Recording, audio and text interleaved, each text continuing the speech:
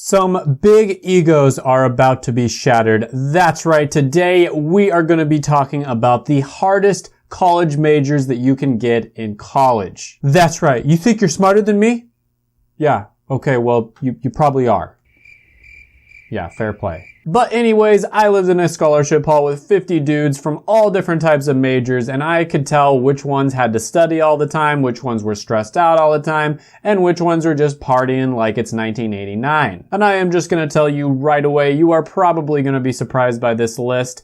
Engineering, the one that you all think is gonna be number one, isn't. So before we begin this video, right after you boop the like button in order to defeat the evil YouTube algorithm, go down below and type what degree you think is going to be the most difficult. Alright, so starting the list off, number 8 is going to be biology. And of course there are a ton of different variations of this degree. One of them would be cell and molecular biology, for instance. And the average student is going to spend around 18 hours and 40 minutes preparing for these classes every single week. Now, this is going to be especially hard for people who don't have very good memory. So if someone has an incredible memory, this one might be one of the easiest ones you could possibly get. But everybody's going to be different. I happen to think that my memory isn't all that great, and so some of the hardest classes for me were memory intensive classes, like anatomy, for instance. However, you are going to get a good dose of other subjects as well. So for cellular and molecular biology, for instance, you are going to be taking a lot of chemistry classes. In fact, there are going to be many courses you take that are going to require a tremendous amount of chemistry and mathematics. So some of them are going to include chemistry, biology, math, biochemistry, ecology, marine molecular ecology, and immunology.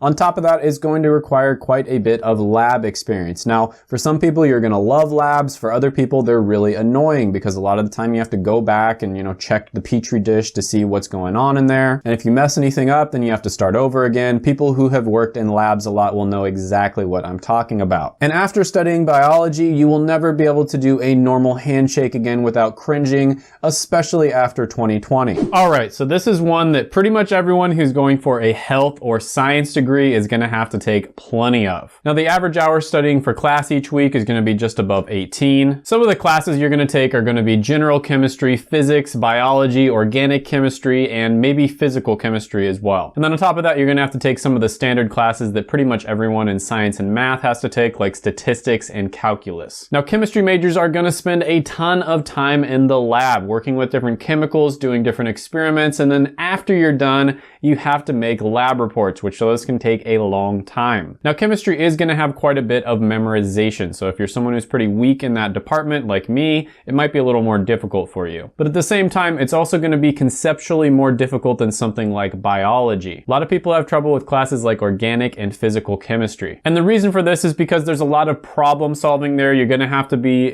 visualizing different chemicals in your head and figuring out what happens when they collide. And you have to think about what happens on a micro level as well as a macro level. So yeah, if you're somebody who wants to do a hard science like this and challenge yourself, chemistry can be pretty tough. A lot of people go for biochemistry where they get a good mixture of biology and chemistry. And this is really great if you're trying to become a doctor or maybe a PA, something along those lines. All right, so number 6 on the list. Everybody's been waiting for this one. It is going to be computer science. I know it! I know it! So I had to put this one in the video somewhere. I saw my shot. I took it. Now this one is increasingly in high demand in terms of the skills that it teaches you. However, it is relatively rigorous. You are going to spend a ton of time learning how to troubleshoot and problem solve, as well as learning how to code. Now on top of that, you are going to be studying a good amount of mathematics, as well as the fundamentals of how computers work in general. Some of the classes you might take would include algorithms, discrete structures, computer architecture, C++, Python, Java, as well as many other types of languages. Those who love tinkering with computers and love a challenge may find a good match with this degree. I see this as an absolute win. Number 5 on the list is going to be architecture. Now, when it comes to the sheer amount of time you spend studying, it's about 22 hours a week, which is the highest on the entire list. So you could make a good argument that architecture is the hardest. And when it comes to architecture, you have to be extremely well-rounded. So not only do you have to know a lot of mathematics and physics, but you have to know the history as well. And then on top of that, you have to be very well versed in art. Architecture is extremely interdisciplinary, so you could could argue in some ways this could be the hardest on the entire list. And again, it's really going to come down to the person, your own personal strengths, what you like, what you don't like, and your passions. But when you're talking about the average person, I think there are some on the list that are going to be even more difficult. Number 4 on the list is going to be math. Math is hard. Now, math is almost like the language of the universe because everybody can look at a math equation and it really doesn't matter what language you speak, they understand it. 2 plus 2 will always equal 4, although when it gets complicated, it might look like a foreign language. Now, if you are somebody who understands the language of math, try not to get too excited here just because you're good at something that most people hate. Sorry, I got excited. Now, along with taking the standard classes that everybody else is going to take, like calculus and statistics, you are going to be diving much more deep when it comes to mathematics. We're going to be talking about differential equations, single and multivariable calculus, linear and abstract algebra, real analysis, probability, and often computer science. Now, some schools are a little bit different than others. Some of them focus more on the theoretical mathematics side of things, and then some of them focus on more practical math. But regardless, it is going to be very challenging, especially if you consider the average person just isn't all that good at math. However, if you're somebody who loves math and you're really smart, this might be pretty easy for you. Number 3 on the list is probably going to come as a surprise, but it's going to be the pre-med track. Now, this isn't technically a major, but it's a bunch of classes that you have to take if you want to apply to medical school. And you can technically major in just about anything in order to get into medical school as long as you take these core classes, and the classes themselves aren't necessarily as hard as a lot of the other ones on this list. What makes this really hard is the fact that you have to get ridiculously good grades in order to get into medical school. So the average GPA for people who get into medical school is about 3.71, and especially when you consider that a lot of them come from the plus-minus system, that's extremely impressive. So with the plus-minus system, if you get anywhere between 90 to 94%, that means you get an A-.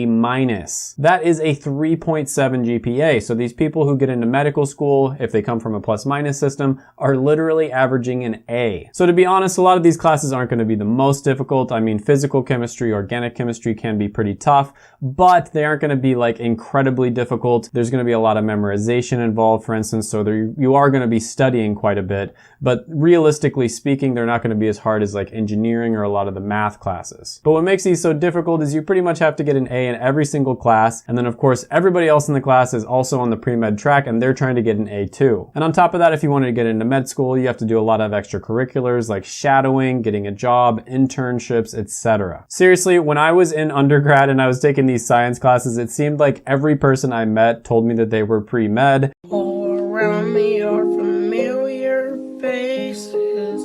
And then at the end of the 3 years or so, a lot of them had switched to nursing or pharmacy or something else because of how rigorous this is. And I know one person who applied to med school 4 years in a row. That's right. So she graduated from college. She applied that year. She got rejected 4 years in a row, and then she finally gave up. Another person applied 3 years in a row and finally got accepted on the 4th year. So for that reason, the pre-med track is extremely competitive, and I guess you could add like a bunch of other things in here. Like let's say you're trying to go to a top law school, that's probably also going to be very competitive as well. Number 2 on the list is going to be, drum roll please, engineering. All right, so I put this one as number 2 on the list, and you know what that means. I'm going to get a bunch of triggered engineer comments. They're going to be telling me down below why they should have been number 1 on the list.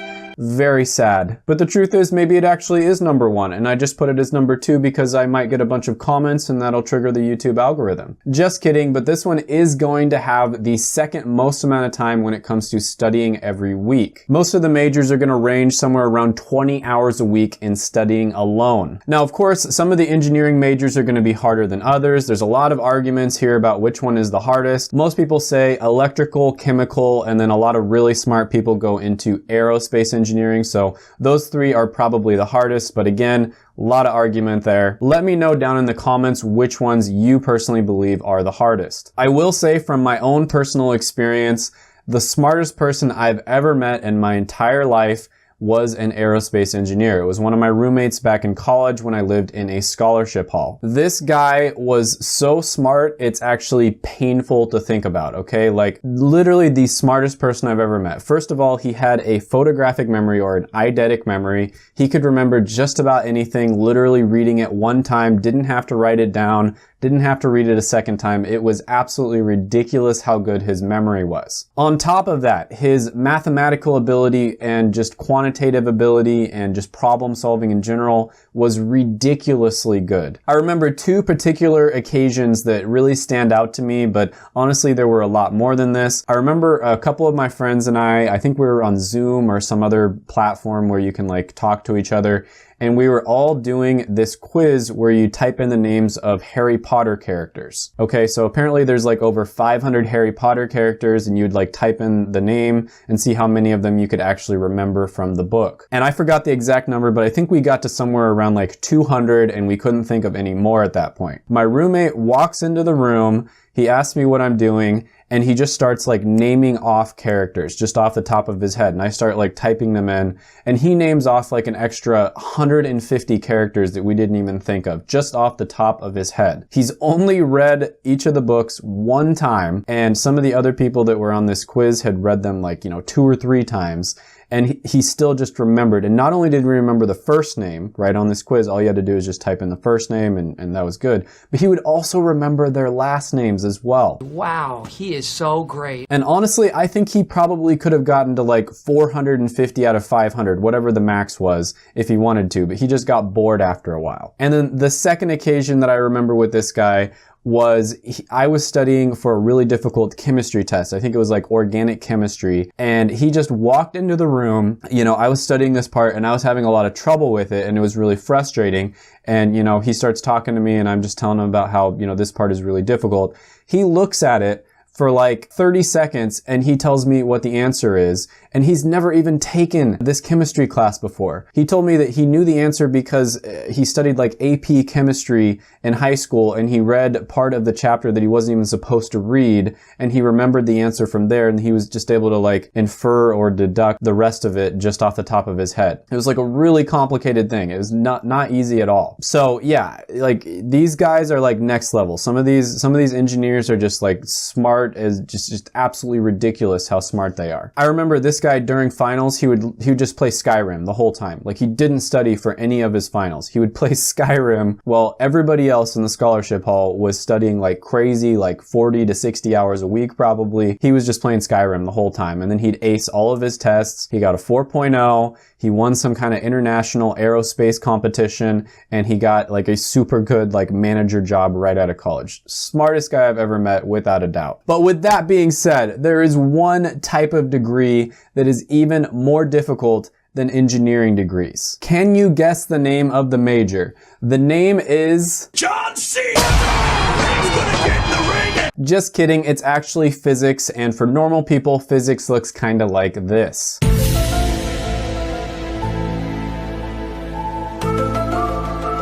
But yeah, no, physics, in my opinion, is probably the most difficult major that you can take. Not only are you going to be studying a lot of like theoretical stuff like mathematics, but you have to be able to apply that to real world problems. You are going to be studying quantum physics, electricity, magnetism, vibrations, thermodynamics, gravity, mathematics. It's just a never-ending stream of extremely difficult classes. Now, this one is going to be in the top 5 when it comes to the amount of time you have to spend studying, but the reason this is number 1 is because of the fact that physics degree graduates have the highest IQs out of all the different types of majors. That's right, physics majors are big brain. They have the highest IQs out of all the different majors at about 350. Just kidding, it's about 133 according to data at the Educational Testing Service. So basically what that means, an IQ of 130 means you're in the top 2% of intelligence, and some people would actually consider that to be genius. At the very least, this is considered to be borderline genius. So the average physics major, just like your average Joe sitting in a physics class, is a borderline genius. Now, math and engineering weren't far behind, and a dark horse there was actually philosophy. Philosophy grads are very smart, even though it's not necessarily an extremely rigorous major. They're really intelligent. And the significance of this is if you are competing against other people where just the average Joe in the class, the average major, is a borderline genius, that means that the professor can make the test ridiculously hard. I mean, think about it. It makes total sense. Usually colleges work on the curve. They'll have a certain percentage of the class that gets an A and a B, etc. And so they're just going to make the test harder and harder until that curve is reached. But that's just my opinion. Don't get mad about it or anything. Let me know know what you guys think down below. If you haven't done it already, go ahead and check out my other videos right here. I made them just for you. Go ahead, hit that subscribe button, ring that ring the notification bell, comment down below any thoughts, comments, criticisms, etc. that you have on the video, and I will catch you guys later.